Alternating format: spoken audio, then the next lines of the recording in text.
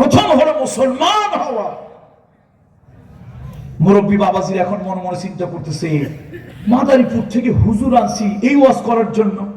আরে আমরা সবাই তো মুসলমান, বাপ দাদা মুসলমান। আমার প্রশ্ন, আপনি যে মুসলমান এটা পাইলেন কোথায়? একজন ডাক্তার, ওই ডাক্তারের সন্তান, কোনদিন আমরা তারে ডাক্তার বলি না।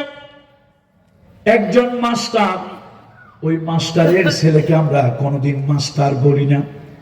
একজন উকিল সাহেব, উকিলের সন্তান, কোনদিন আমরা তারে মাস্টার উকিল বলি না। যদি ডাক্তারের ছেলে ডাক্তারি পড়াশোনা করে, যদি ডাক্তারের ছেলে ডাক্তারি পড়াশোনা করে, চিকিৎসা শাস্ত্রে পড়াশোনা করে, এরপরে রোগী যদি প্র্যাকটিস করে, রোগী দেখে, অটোমেটিক লোকেরা তারে ডাক্তার বলবে নাকি ডাক্তারের ছেলে বলবে? কথা কি আমার বোঝেন আপনারা? ডাক্তারের ছেলে বলবে, এই ডাক্তারের ছেলে কথা বলবে না ডাক্তার সাহেব বলবে? তাহলে ডক্টর যিনি, সেই ডক্টরের সন্তান চিকিৎসা শাস্ত্রের উপরে পড়াশোনা যদি করে, আর রোগী যদি দেখে প্র্যাকটিস করে, অটোমেটিক লোক তারে ডাক্তার বলবে। আবার আমাদের মাস্টারি, যে আমাদের শ্রদ্ধাভাজন সভাপতি মহোদয়, উনি হচ্ছেন এই জাতির সর্বোচ্চ বিদ্যাপীঠের একজন মহান অধ্যাপক। আল্লাহ তাকে দুনিয়া আখিরাতে আরো বেশি সম্মানিত করুন। আমরা কিন্তু তার ছেলেকে অধ্যাপক বলবো না, প্রফেসর বলবো না। আমাদের প্রফেসর জাহাঙ্গীর আলম ভাই আমার সঙ্গে এসেছেন সেই কষ্ট করে যশোর থেকে।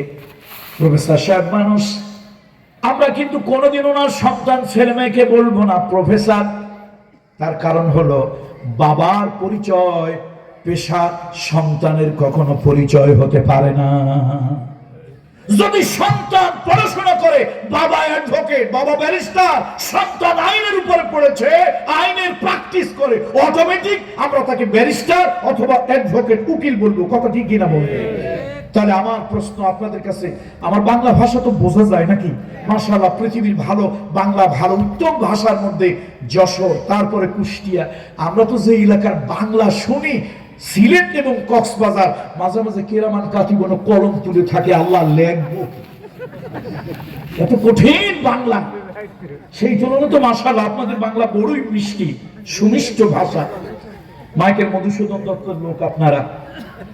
বন্ধুরা, আমার বলতেছিলাম, অ্যাডভোকেটের সন্তান যেরকম আইন শাস্ত্রে পড়াশোনা না করলে অ্যাডভোকেট ব্যারিস্টার হয় না, বলে না।